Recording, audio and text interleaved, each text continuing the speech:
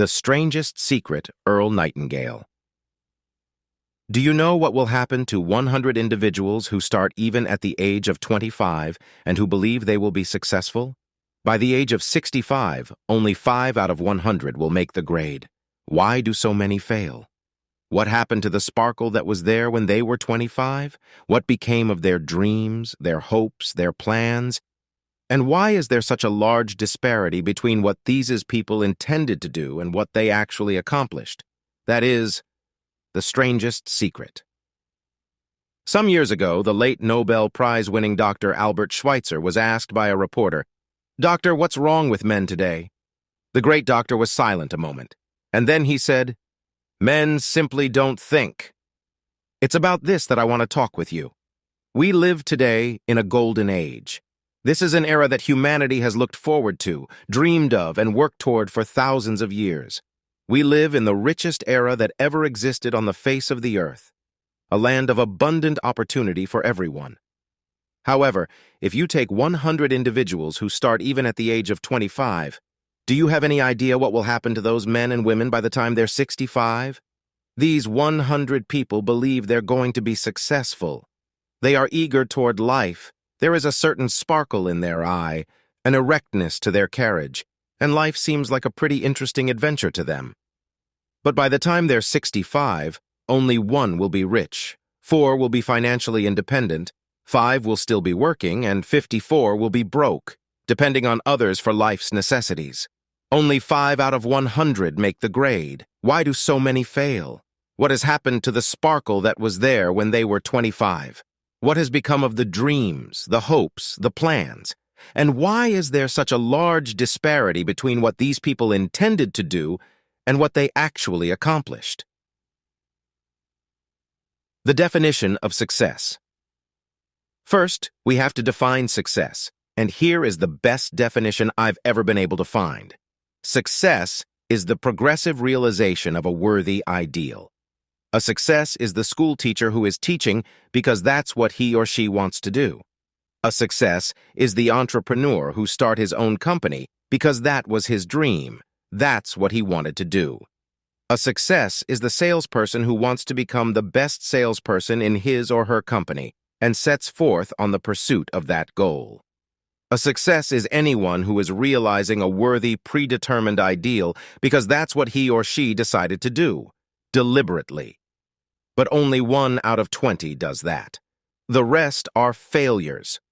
Rollo May, the distinguished psychiatrist, wrote a wonderful book called Man's Search for Himself, and in this book he says, the opposite of courage in our society is not cowardice, it is conformity. And there you have the reason for so many failures. Conformity, people acting like everyone else, without knowing why or where they are going. We learn to read by the time we're 7. We learn to make a living by the time we're 30. Often by that time, we're not only making a living, we're supporting a family. And yet by the time we're 65, we haven't learned how to become financially independent in the richest land that has ever been known. Why? We conform. Most of us are acting like the wrong percentage group, the 95 who don't succeed. Successful. And on the other hand, have you noticed how someone who's a failure tends to continue to fail? The difference is goals. People with goals succeed because they know where they're going. It's that simple. Failures, on the other hand, believe that their lives are shaped by circumstances, by things that happen to them, by exterior forces. Think of a ship with the complete voyage mapped out and planned. The captain and crew know exactly where the ship is going and how long it will take. It has a definite goal. And 9,999 times out of 10,000 it will get there. Now let's take another ship, just like the first. Only let's not put a crew on it or a captain at the helm. Let's give it no aiming point, no goal, and no destination. We just start the engines and let it go. I think you'll agree that if it gets out of the harbor at all, it will either sink or wind up on some deserted beach, a derelict. It can't go anyplace because it has no destination and no guidance. It's the same with a human being. However, the human race is fixed, not to prevent the strong from winning, but to prevent the weak from losing. Society today can be likened to a convoy in time of war. The entire society is slowed down to protect its weakest link, just as the naval convoy has to go at the speed that will permit its slowest vessel to remain in formation. That's why it's so easy to make a living today. It takes no particular brains or talent to make a living and support a family today. We have a plateau of so-called security. So, to succeed, all we must do is decide how high above this plateau we want to aim. Throughout history, the great wise men and teachers, philosophers, and prophets have disagreed with one another on many different things. It is only on this one point that they are in complete and unanimous agreement. The key to success and the key to failure is this: we become what we think about. This is the strangest secret. Now, why do I say it's strange? And why do I call it a secret? Actually, it isn't a secret at all.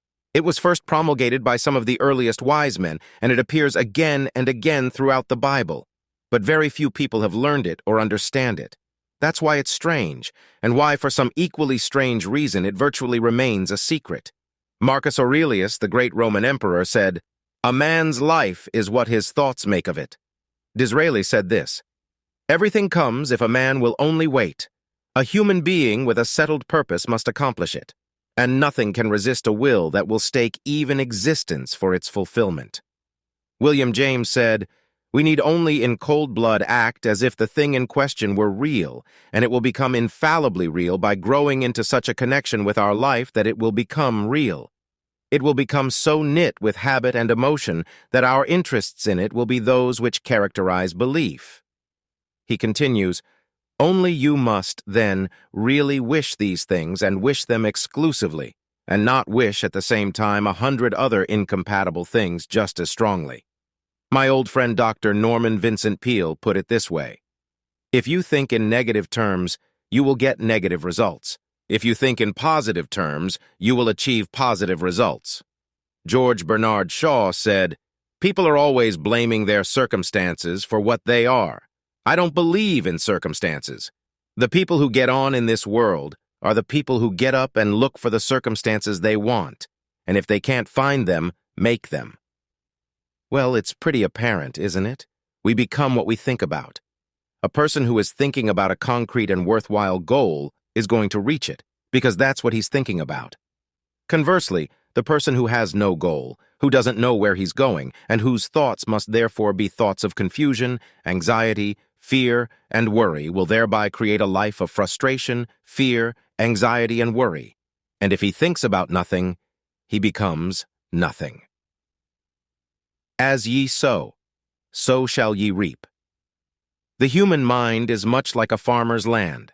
The land gives the farmer a choice. He may plant in that land whatever he chooses. The land doesn't care what is planted. It's up to the farmer to make the decision. The mind, like the land, will return what you plant, but it doesn't care what you plant. If the farmer plants 2 seeds, one a seed of corn, the other nightshade, a deadly poison, waters and takes care of the land, what will happen? Remember, the land doesn't care. It will return poison in just as wonderful abundance as it will corn. So up come the 2 plants, one corn, one poison, as it's written in the Bible. As ye sow, so shall ye reap. The human mind is far more fertile, far more incredible and mysterious than the land, but it works the same way. It doesn't care what we plant, success or failure, a concrete, worthwhile goal, or confusion, misunderstanding, fear, anxiety, and so on. But what we plant, it must return to us. The problem is that our mind comes as standard equipment at birth. It's free, and things that are given to us for nothing we place little value on. Things that we pay money for, we value. The paradox is that exactly the reverse is true. Everything that's really worthwhile in life came to us free.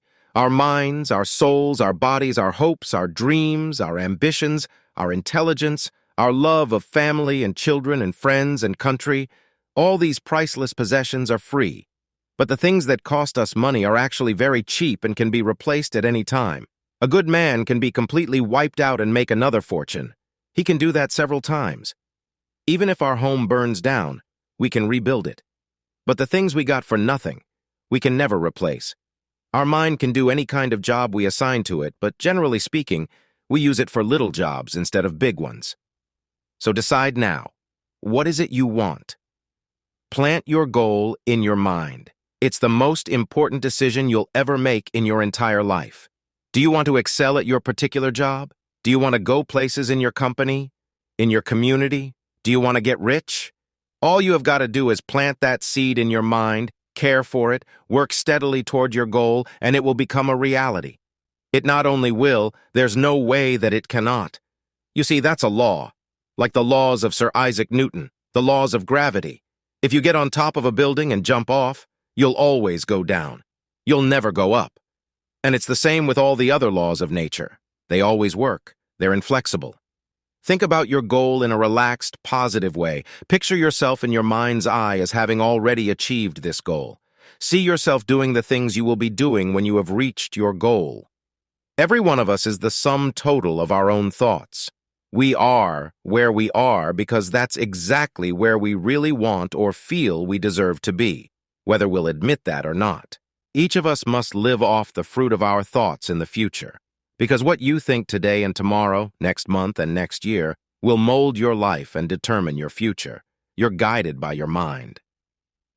I remember one time I was driving through eastern Arizona and I saw one of those giant earth-moving machines roaring along the road with what looked like 30 tons of dirt in it. A tremendous, incredible machine. And there was a little man perched way up on top with the wheel in his hands, guiding it. As I drove along, I was struck by the similarity of that machine to the human mind. Just suppose you're sitting at the controls of such a vast source of energy. Are you going to sit back and fold your arms and let it run itself into a ditch? Or are you going to keep both hands firmly on the wheel and control and direct this power to a specific worthwhile purpose? It's up to you. You're in the driver's seat. You see, the very law that gives us success is a double-edged sword. We must control our thinking. The same rule that can lead people to lives of success, wealth, happiness, and all the things they ever dreamed of. That very same law can lead them into the gutter. It's all in how they use it, for good or for bad. That is the strangest secret. Do what the experts since the dawn of recorded history have told us to do. Pay the price by becoming the person you want to become. It's not nearly as difficult as living unsuccessfully. The moment you decide on a goal to work toward, you're immediately a successful person. You are then in that rare group of people who know where they're going. Out of every 100 people, you belong to the top 5. Don't concern yourself too much with how you are going to achieve your goal. Leave that completely to a power greater than yourself. All you have to do is know where you're going. The answers will come to you of their own accord and at the right time. Start today. You have nothing to lose, but you have your whole life to win. 30-day action ideas for putting the strangest secret to work for you. For the next 30 days, follow each of these steps every day until you have achieved your goal. 1. Write on a card what it is you want more than anything else. It may be more money. Perhaps you'd like to double your income or make a specific amount of money. It may be a beautiful home. It may be success at your job. It may be a particular position in life. It could be a more harmonious family. Write down on your card specifically what it is you want. Make sure it's a single goal and clearly defined. You needn't show it to anyone, but carry it with you so that you can look at it several times a day. Think about it in a cheerful, relaxed, positive way each morning when you get up, and immediately you have something to work for, something to get out of bed for, something to live for. Look at it every chance you get during the day, and just before going to bed at night. As you look at it, remember that you must become what you think about, and since you're thinking about your goal, you realize that soon it will be yours. In fact, it's really yours the moment you write it down and begin to think about it. 2. Stop thinking about what it is you fear. Each time a fearful or negative thought comes into your mind, replace it with a mental picture of your positive and worthwhile goal. And there will come a time when you'll feel like giving up. It's easier for a human being to think negatively than positively. That's why only 5% are successful. You must begin now to place yourself in that group. Act as though it were impossible to fail, as Dorothea Brande said. No matter what your goal, if you've kept your goal before you every day, you'll wonder and marvel at this new life you've found. 3.